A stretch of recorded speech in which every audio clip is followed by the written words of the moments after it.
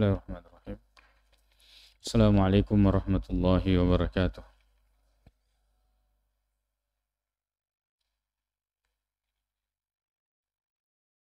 Alhamdulillahi rabbil alamin. Wal 'aqibatu lil muttaqin. Wala 'udwana illa 'alal zalimin. Asyhadu an la ilaha illallah wahdahu la syarika lah. Wa asyhadu anna Muhammadan 'abduhu wa rasuluh. Sallallahu alaihi wa ala alihi wa ashabihi wa sallama tasliman katsira, amma ba'd. Alhamdulillah, kembali kita dipertemukan oleh Allah Subhanahu wa taala dalam majelis ilmu, di mana majelis yang seperti ini majelis yang dicari oleh para malaikat.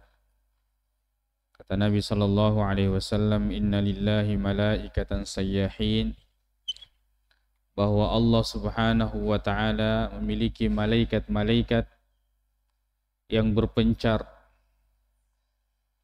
Yatlubuna majalisal ilmi, mereka mencari majelis-majelis ilmu atau majalis ad-dzikri. Ketika mereka mendapatkan majelis, lalu kemudian mereka berkumpul. Mereka bertumpuk sampai ke langit. Lalu kemudian Allah Subhanahu wa taala bertanya kepada mereka, "Bagaimana engkau mendapati hamba-hamba?" Majelis ilmu adalah majelis yang malaikat menghamparkan sayap-sayapnya. Ridhan lima tulib atau lima talabu. Mereka ridha, malaikat ini ridha terhadap, karena ridha terhadap apa yang dipelajari.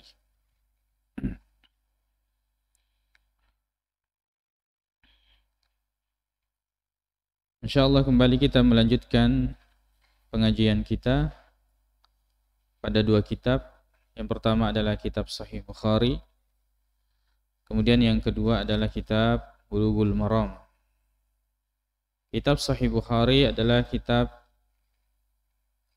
yang kedua sebelum terakhir, yaitu kitab Al-I'tisam bil Kitab was Sunnah. Dan sekarang kita berada pada riwayat An Hudzaifah. Diriwayatkan dari Hudzaifah. Hudzaifah yang dimaksud adalah Hudzaifah bin Yaman radhiyallahu anhu. Beliau yang pernah berkata, "Kanu yas'aluna 'anil khairi." Para sahabat itu bertanya tentang kebaikan. "Wa inni as'alu 'anil syarr." Sedangkan saya bertanya tentang keburukan, makhafata an yudrikani. Takut jangan sampai kemudian keburukan itu mendapati saya atau saya mendapati keburukan, lalu kemudian saya tidak mengetahui bahwa itu adalah keburukan. Jadi mengetahui keburukan itu penting untuk kita hindari. Ya. Sebagaimana yang akan kita pelajari atau faedah-faedah yang akan kita temukan pada riwayat ini. An Hudzaifah qala, diriwayatkan dari Hudzaifah radhiyallahu anhu, beliau berkata, "Ya ma'syaral qurra'i,"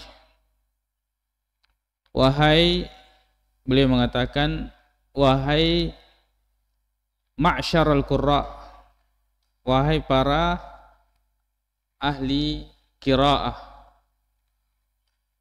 Ya. Qurra itu jamak dari qari'un. Qari artinya orang yang membaca. Qurra artinya orang-orang yang membaca.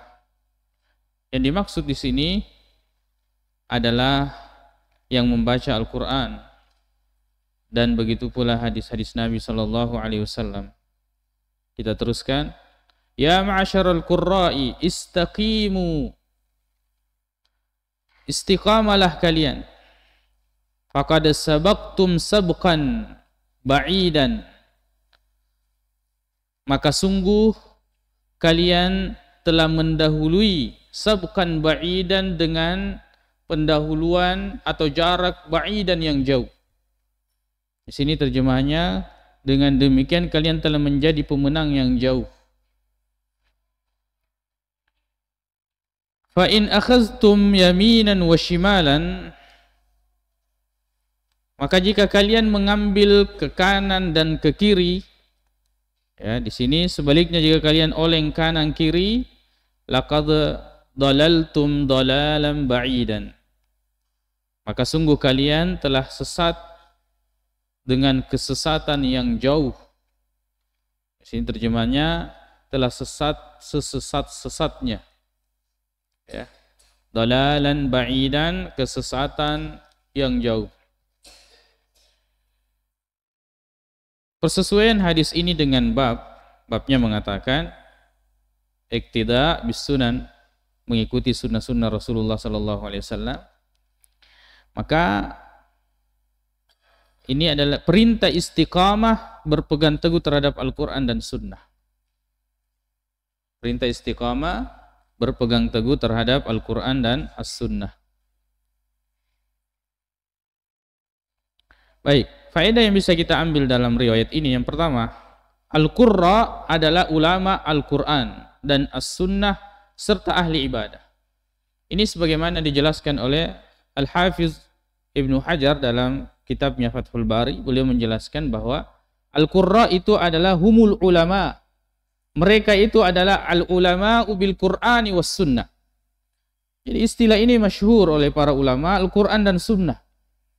Maka orang tidak boleh alergi. Kita membaca dan membuka syarah hadis masyhur, yaitu Al-Qur'an was sunnah. Al-Qur'an was sunnah. Istilah sunnah itu masyhur. Bahkan Ibnu Hajar yang dikenal dengan akidah Asy'ariyah, beliau ya dengan jelas menjelaskan bahwa yang dimaksud di sini adalah orang yang mengenal Al-Qur'an dan As-Sunnah.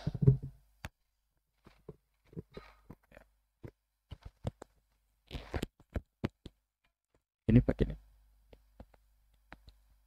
Orang yang mengenal Al-Qur'an dan As-Sunnah. Bahkan beliau misalnya dalam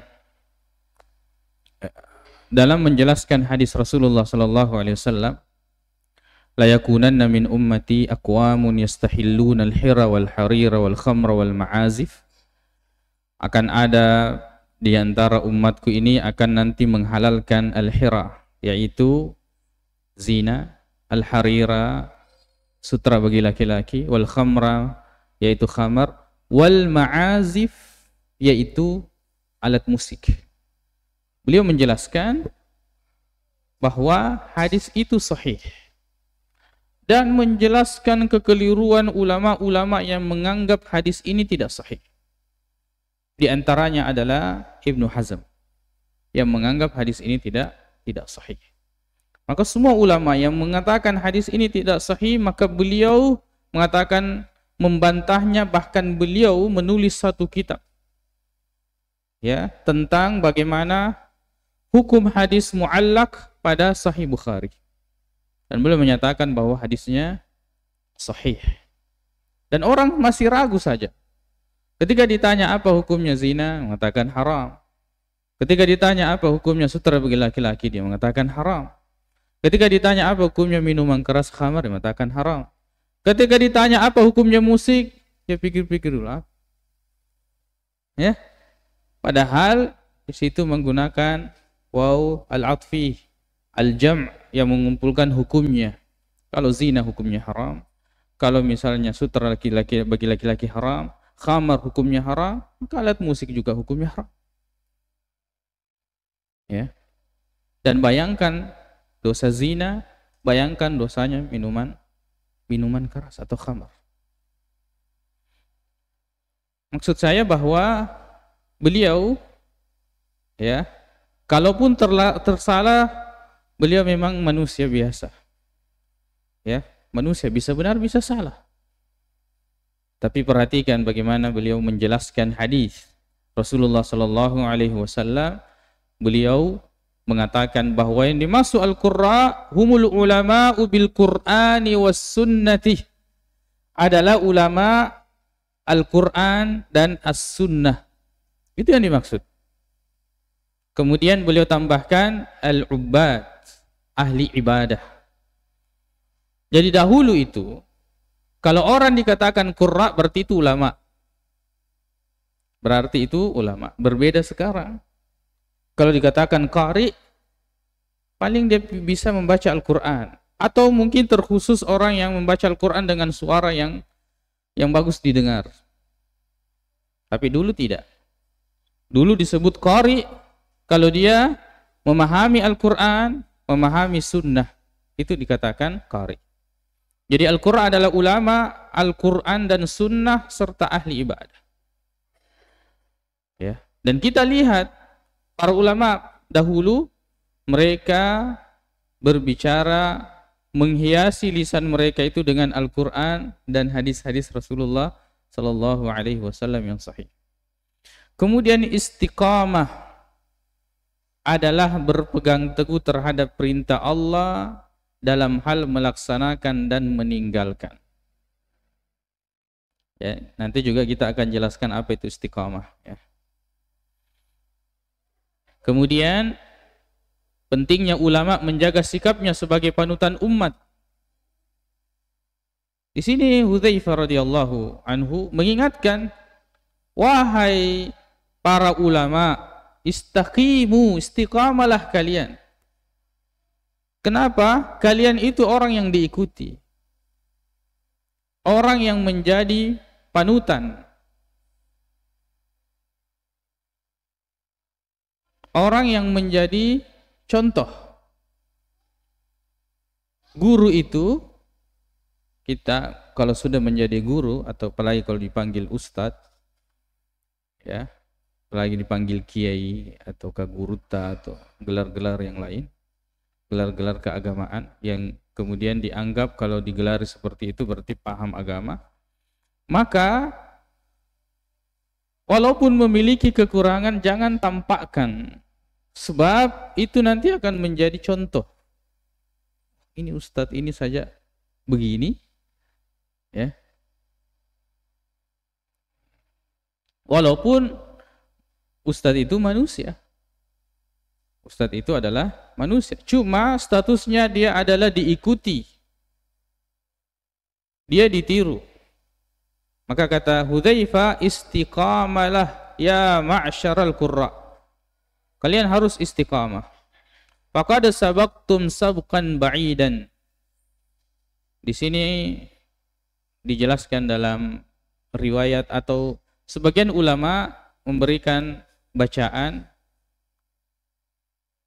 mengatakan faqad subiqtum, kalian telah didahului.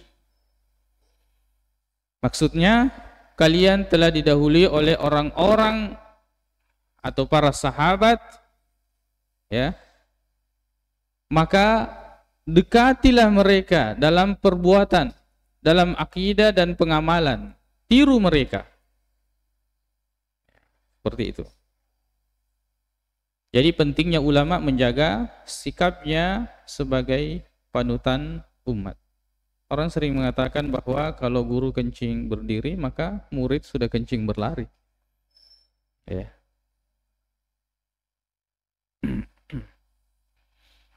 Begitu pula kita sebagai dai, yang pada umumnya kita kalau sudah ikut kajian seperti ini, maka orang-orang di kampung itu sudah akan melihat kita ini sosok yang ditiru dan dicontohi, ya, sehingga kemudian kalau kita tergelincir saja sedikit saja maka orang akan ramai menceritakan, bedong karena bawani mare songkok nah, ya, dan seterusnya, singgungan-singgungan seperti itu. Itu artinya bahwa ketika kita ikut kajian seperti ini, maka kita harus menjaga sikap. Sebab orang melihat sunnah melihat akidah yang benar itu berada di kepala atau di pundak kita. Kita menjadi contoh. Kemudian yang keempat, ulama tanggung jawabnya besar. Tanggung jawabnya besar. Dia akan mempertanggungjawabkan terhadap apa yang dia ucapkan. Ya, makanya di sini pentingnya takwa kepada Allah Subhanahu wa taala. Sebab kalau tidak, maka cenderung kita akan berdakwah dan yang akan kita kumpulkan adalah jamaah. Adalah jamaah. Mengumpulkan jumlah. Bukan lagi kemudian berdakwah ikhlas karena Allah Subhanahu wa taala, akan tetapi sudah memanggil kepada diri kita atau keinginan kita. Dan kalau sudah kaitannya dengan jamaah, jamaah ini fitnahnya besar. Makanya ulama itu ya cenderung diceritakan bahwa ada di antara ulama, kalau mereka sudah seperti ini dan banyak pengikutnya, maka mereka menghilang. Mereka menghilang. Entah kemana pindah lagi. Karena mereka takut dengan fitnah jamaah. Ya, takut dengan fitnah jamaah. Padahal umat ini banyak. Umat ini di mana-mana. Umat ini penyimpangannya beraneka ragam. Ya, sebagian ustadz mungkin bisa mendekati dari sisi ini, sebagian ustadz yang lain bisa mendekati dari sisi ini. Bersinergi dalam dakwah itu sangat penting. Ya. Sebab kita datang bukan untuk menyelesaikan misi, kita datang untuk bergabung dalam misi dakwah ini. Ulama tanggung jawabnya besar. Kemudian yang kelima adalah Allah Subhanahu wa taala berfirman, Al-Hafiz Ibnu Hajar sendiri atau ulama mengatakan bahwa ucapan Hudzaifah ini mirip dengan kandungan ayat ini, yaitu surah Al-An'am ayat 153. Wa anna hadza sirati mustaqiman fattabi'uhu. Sungguhnya ini adalah jalanku yang lurus, maka ikutilah. Wala tattabi'us subula, jangan ikuti jalan-jalan yang lain. Fatafarraqa bikum an sabilihi, yang kemudian akan mencerai-beraikan ya kalian dari jalan Allah Subhanahu wa taala. Dzalikum wassaqum bihi la'allakum tattaqun. Demikianlah Allah memerintahkan kepada kalian agar kalian bertakwa. Ya. Ittabi'u, ikuti jalan yang lurus. Ya, istaqimu, lazimi jalan yang lurus, istiqamah. Jangan ikuti jalan-jalan yang lain. Makanya kita kalau salat yang kita baca ihdinas siratal mustaqim. Tunjukilah kami jalan yang lurus. Kenapa tidak mengatakan tariq? Tariq itu jalan. Ya. Yang pernah umrah itu sering dengar tariq ya. Jalan-jalan. Ternyata as-sirat itu jalan dan tidak ada lagi jalan yang lain. Orang sering bahasakan dengan jembatan atau titian. Tidak ada yang jalan yang lain kecuali itu. Semuanya harus lewat ke situ. Tidak ada alternatif yang lain. Ya Allah, tunjukilah saya jalan itu, bukan jalan yang lain. Maka agama itu mengikut, bukan berkreasi. Agama itu adalah menempuh jalan, bukan mencari jalan. Karena jalan sudah ada. Jalan itu sudah ada. Jangan lagi buat jalan-jalan yang lain. Tarekat dan selainnya. Jalan ini sudah ada. Kita meminta kepada Allah agar Allah memudahkan kita meniti jalan tersebut. Ihdina. Bukan membuat jalan. Ya. Bukan membuat jalan. Jalannya sudah ada. Bahkan sudah ada yang melewatinya. Bahkan sudah ada yang sampai, yaitu Nabi SAW, dan kita tinggal mengikut.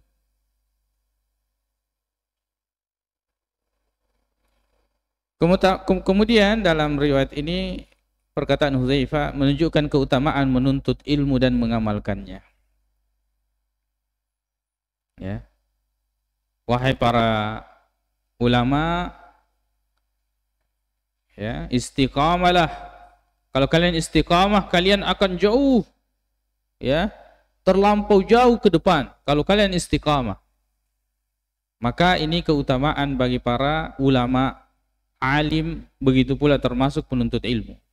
Syekh bin Baz rahimahullah ketika menjelaskan di sini boleh mengatakan, ya, al-alim atau al-ulama wa talabatul ilmi. Yang dimaksud di sini adalah ulama dan para penuntut ilmu.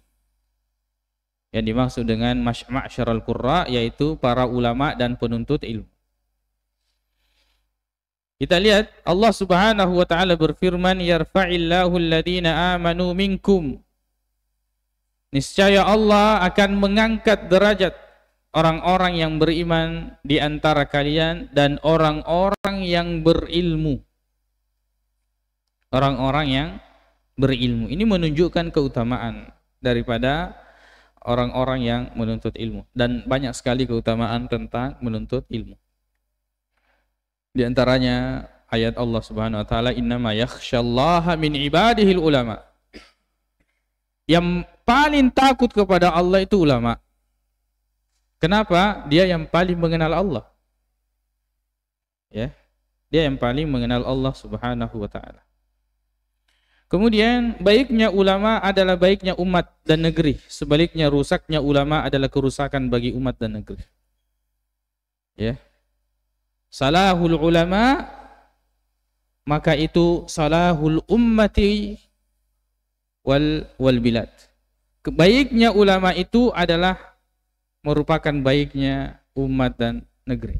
Tapi sebaliknya kalau ulamanya rusak, rusaklah negeri ini dan umat ini. Ya.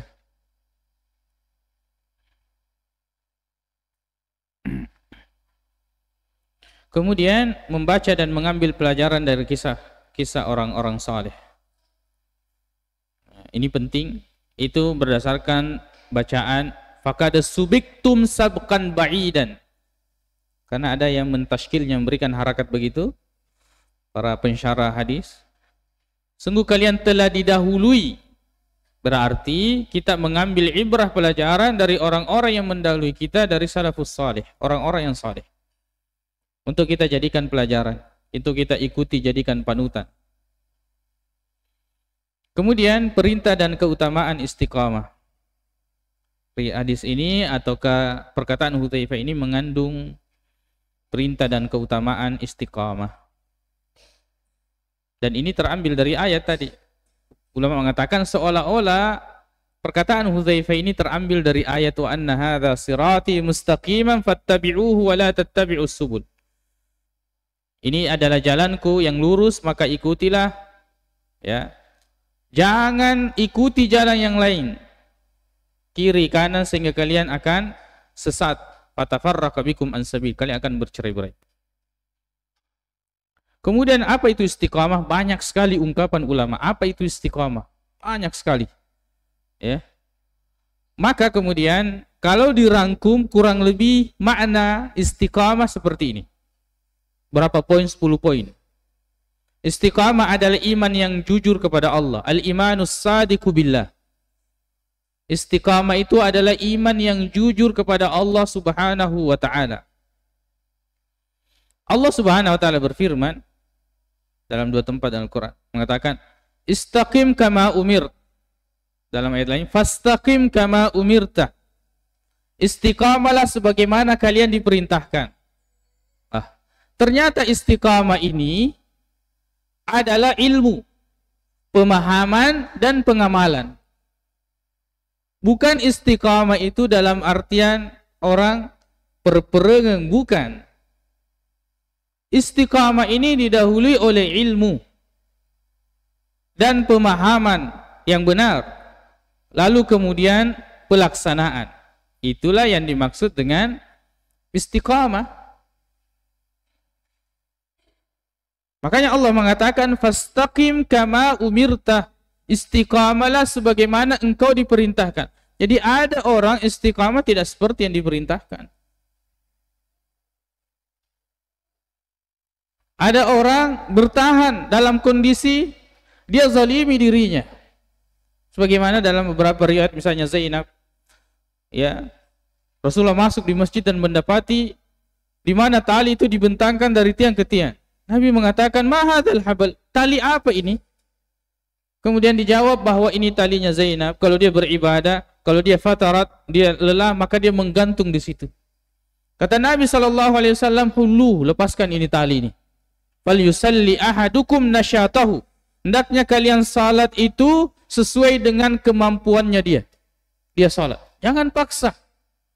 Kalau kalian misalnya fa idza fatara ahadukum falyaqud.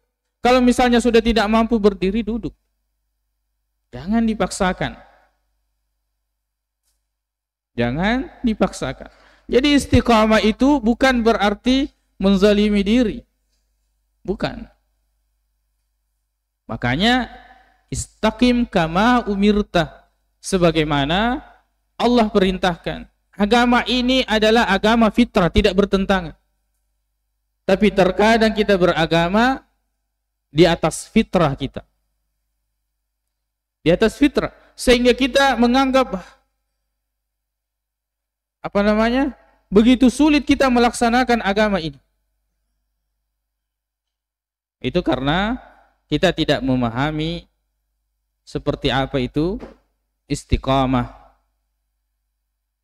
Jadi istiqamah adalah iman yang jujur kepada Allah Subhanahu wa ta'ala. Kemudian mengikut dengan sempurna kepada Rasulullah sallallahu alaihi wasallam. Tidak dinamakan istiqamah kalau imannya tidak benar. Tidak dinamakan istiqamah kalau dia tidak mengikut kepada Nabi sallallahu alaihi wasallam. Ada amalannya, itu yang diamalkan puluhan tahun, orang mengatakan, istiqamah itu." Bukan istiqamah itu. Karena istiqamah itu adalah mengikut kepada Nabi sallallahu alaihi wasallam. Istaqim kama umirta. Ingat ayat itu baik-baik. Istiqamalah sebagaimana Allah perintahkan kepadamu. Maka cek amalan kita selama ini. Cek baik-baik. Jangan sampai kita anggap diri kita istiqamah dengan amalan tertentu, tapi ternyata tidak seperti yang Allah perintahkan. Kemudian melaksanakan segala perintah Allah. Semua perintah Allah kita laksanakan. Mastata'tum, sesuai dengan kemampuan kita. Kemudian menjauhi segala larangan. Kata Nabi sallallahu alaihi wasallam, apa saja yang manahaitukum anhu fajtanibuhu. Apa yang saya larang, hindari. Ya. Wa idza amartukum bi syai'in, kalau saya perintahkan sesuatu, fa'tu minhu mastata'tum. Maka lakukan sesuai dengan kemampuan kalian.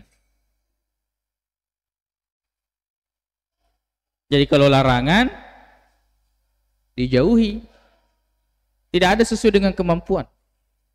Wajib dijauhi. Ya, wajib dijauhi. Kalau larangan, kalau perintah sesuai dengan kemampuan. Makanya ya, orang harus jujur dan ikhlas ketika meninggalkan satu dosa dan maksiat. Sebab kalau tidak, maka keikhlasan dan pertolongan Allah itu masih jauh dari apa yang dia ingin tinggalkan. Misalnya ada orang yang mau berhenti merokok. Ya, yang awalnya misalnya sekian, dia kurangi. Ya, dia kurangi.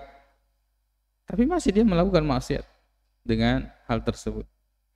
At-tadarruj. Padahal perintah Allah Subhanahu wa taala, dan ini tentu berdoa kepada Allah dengan sebaik-baiknya, dengan sejujur-jujurnya, dengan itu Allah akan memberikan pertolongannya. Kita bisa tinggalkan. Ya. Beda kalau perintah. Kalau perintah sesuai dengan kemampuan. Bedakan sesuai dengan kemampuan dengan sesuai dengan kemauan. Ya. Ada orang menerjemahkan atau mengartikan sesuai kemampuan, sesuai dengan kemauan. Beda. Beda. Kemudian memperbanyak ibadah-ibadah sunnah.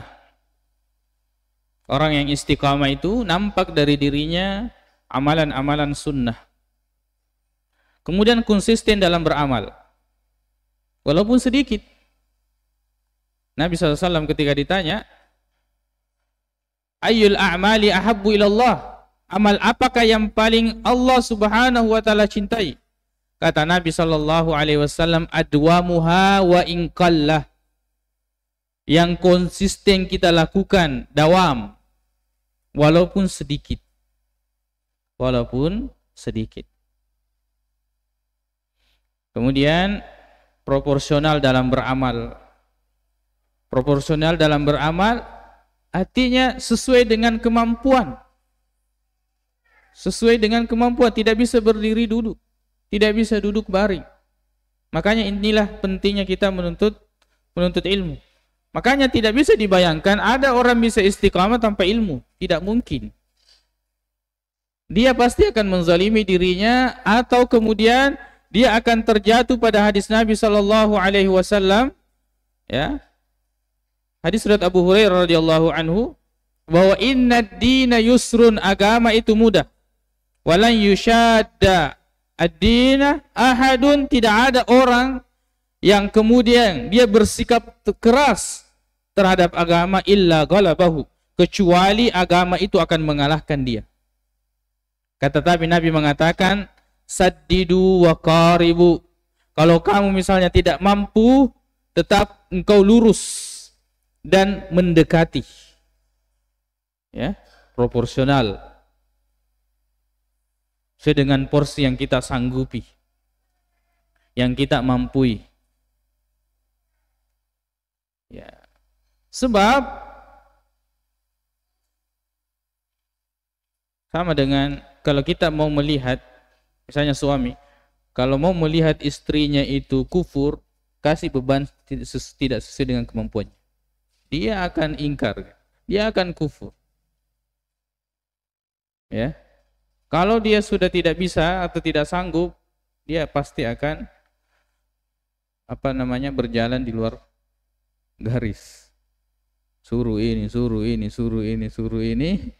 Sudah di luar kemampuannya, maka kemudian dia akan dia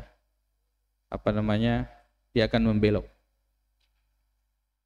Makanya Allah Subhanahu wa taala yang menciptakan kita, tahu kemampuan kita. Allah mengatakan, takutlah kepada Aku sesuai dengan kemampuan. Kita membebani istri tidak sesuai dengan kemampuannya. Atau misalnya kita membebani orang tidak sesuai dengan kemampuan. Bahkan termasuk sifat rahmatnya manusia terhadap hewan itu tidak membebaninya di atas bebannya. Ini hewan ini, apalagi manusia. Ya, sama dengan anak. Kalau kimi makalah anak, sudah kasih beban di atas kemampuan. Kita akan mengajarkan dia kalasih. Ya.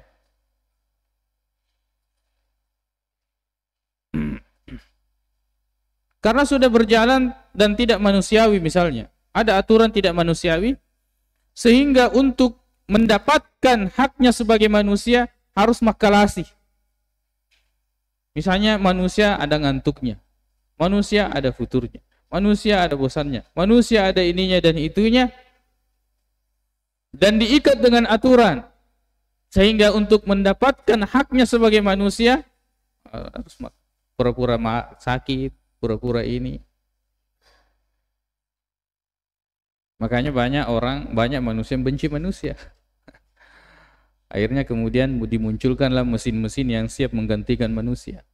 Karena tidak suka dengan manusia, padahal dia manusia.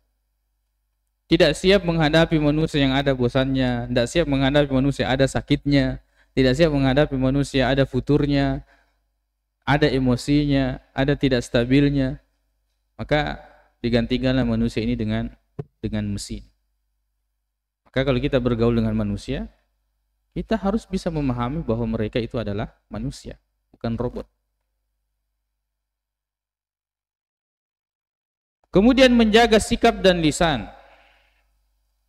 Orang yang istiqamah itu akan menjaga sikapnya, perbuatannya, dan akan menjaga lisannya.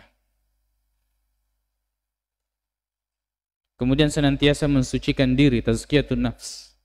Kemudian berusaha dalam ketaatan kepada Allah dan menggapai keridhaannya. Inilah istiqamah yang dirangkum dari perkataan para ulama. Ya. Jadi kalau kita menamakan diri kita sudah istiqamah, coba cek di list di sini, checklist.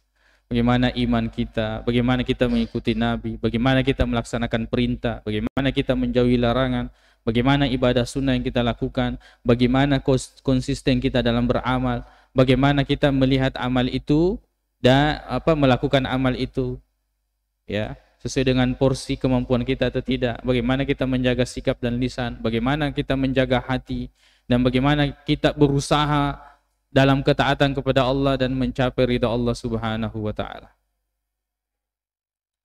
Itu istiqamah. Ada hadis yang diriwayatkan oleh Hanzalah. Ya. Hanzalah ini termasuk di antara penulis wahyu Nabi SAW. Beliau satu waktu didapati oleh Abu Bakar menangis. Abu Bakar mengatakan, ada apa wahai Hanzalah? Kenapa menangis? Kata Hanzalah, nafaka Hanzalah. Wahai Abu Bakar, Hanzalah itu munafik. Kok bisa? Kata Hanzalah, coba perhatikan baik-baik. Kalau kita berada bersama Rasulullah, diceritakan surga dan neraka, seolah-olah surga dan neraka itu sudah ada di depan mata. Idza raja'na, tapi kalau kita kembali ila azwajina, kepada istri-istri kami, keluarga kami, dan barang dagangan atau pekerjaan kami, nasina kasiran, kemudian kita banyak lupa. Kata Abu Bakar, kalau begitu saya juga kena. Sama. Kita kalau berkumpul bersama Rasulullah, Rasulullah sebutkan surga dan neraka, seolah-olah sudah ada di depan mata. Keimanan itu langsung naik, full. Tapi kalau kita sudah kembali, sudah lowbat lagi. Ayo kita pergi kepada Rasulullah SAW. Kita keluhkan ini. Maka mereka menghadap Rasulullah SAW. Kemudian ditanya, lalu Hanzalah menceritakan. Lalu kata Nabi sallallahu alaihi wasallam, "Lau tadumuna 'alal halil ladzi takumuna biha min 'indi", seandainya kalian itu istiqamah, konsisten. Keadaan kalian ketika bersamaku, kalian bisa mempertahankan itu dalam semua keadaan kalian, la safahatkumul malaika, malaikat akan datang kepadamu menyalamimu. Di mana fi majalisukum, di mana kalian duduk, malaikat akan datang. Ya. Wa fi turuqikum, di jalan mana kamu jalan, malaikat akan datang. Bahkan wa ala fursyikum, bahkan di tempat tidur kalian, malaikat akan datang. Kalau imanmu itu seperti ketika ada bersamaku. Tapi kata Nabi sallallahu alaihi wasallam, walakin ya Hanzalah, sa'atun wa sa'atun wa sa'atun wa sa'ah. Tapi Hanzalah ingat baik-baik, ada waktu itu bersama dengan Allah, untuk Allah. Ada waktu untuk keluarga. Ada waktu untuk bekerja. Ada waktu untuk diri sendiri. Dan ini nikmat Allah Subhanahu wa taala. Makanya Allah mengatakan istiqamah sebagaimana yang diperintahkan. Ternyata istiqamah itu menghendaki kita bukan pada satu kondisi dan terus-menerus seperti itu. Istiqamah adalah bagaimana kita mengilmui, memahami, dan melaksanakan. Berpindahnya seseorang dari ketaatan kepada ketaatan yang lain, itu dianggap istiqamah. Kalau kita salat, misalnya salat duha, 2 rakaat, 4 rakaat, setelah itu ada rasa futur, ambil Al-Quran, baca Al-Quran. Ambil kitab, baca kitab. Ambil buku yang berfaedah, baca. Kita keluar misalnya membantu orang, beraktivitas dalam aktivitas positif. Itu adalah berpindah dari kebaikan kepada kebaikan. Dan seperti itu kita merawat ketaatan kita kepada Allah Subhanahu wa ta'ala. Sa'a wa sa'a wa sa'a wa sa'a. Ada waktu pada Allah, ada waktu, ya, dan seterusnya, ya. Dan itu adalah nikmat Allah Subhanahu wa ta'ala. Kemudian hal-hal yang dapat membantu kita dalam beristiqamah, dalam istiqamah.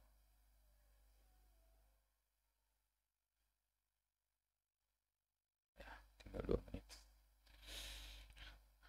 Yang pertama adalah berdoa kepada Allah. Doa ini adalah silahul mu'min, senjatanya orang beriman. Inti. Ya, bukan alternatif ini doa. Inti. Makanya Rasul mengatakan ad-du'a'u huwal ibadah. Doa itu adalah ibadah. Ya, kita minta kepada Allah, tapi kita ini banyak melupakan diri kita. Mungkin istiqamah tapi kita tidak pernah berdoa, ya Allah, saya minta istiqamah dalam agama ini, dalam pemahaman ini, dalam akidah ini, dalam ibadah ini, dalam kebaikan ini, dalam majelis ilmu ini. Tidak pernah kita berdoa. Ya. Kita termasuk orang yang sombong kalau kita tidak mau berdoa kepada Allah Subhanahu wa taala. Yang mengatakan ini semua itu Allah Taala, tidak, Allah yang perintahkan kita berdoa. Ud'uni astajib lakum. Berdoa kepada aku, saya akan kabulkan. Allah memang tahu, tapi Allah ingin kita beribadah kepadanya dengan doa. Kemudian percaya akan pertolongan Allah. Sebab kalau kita istiqamah, ujiannya berat. Ujiannya berat. Istiqamah itu meniti jalan yang lurus. Jalan lurus ini cenderung membuat orang ngantuk. Kenapa? Karena dia sudah lihat tujuannya.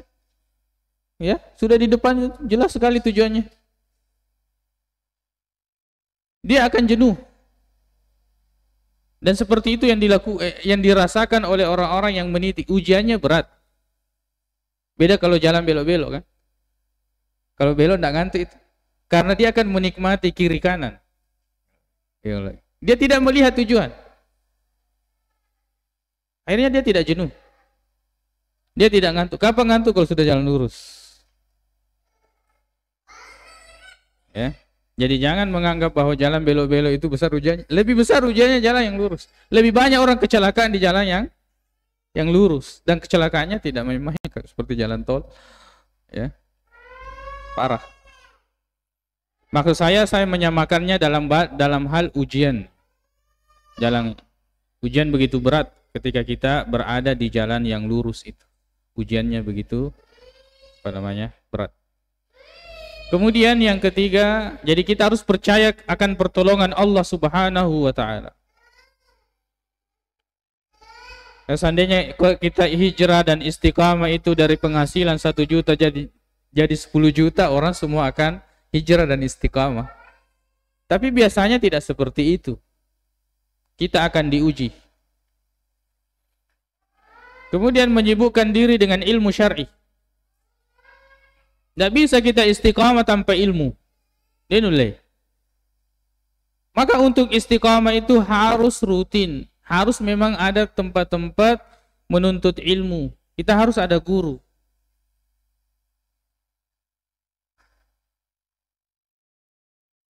Ya, jangankan itu, seorang ustadz atau seorang ulama pun ketika dia berhenti belajar, dia pun akan surut dari keistiqomahannya. Ya. Walaupun dia sudah tahu, dia harus tetap belajar dan menuntut ilmu. Walaupun orang-orang sudah belajar sama dia, tetap dia harus belajar dan menuntut ilmu.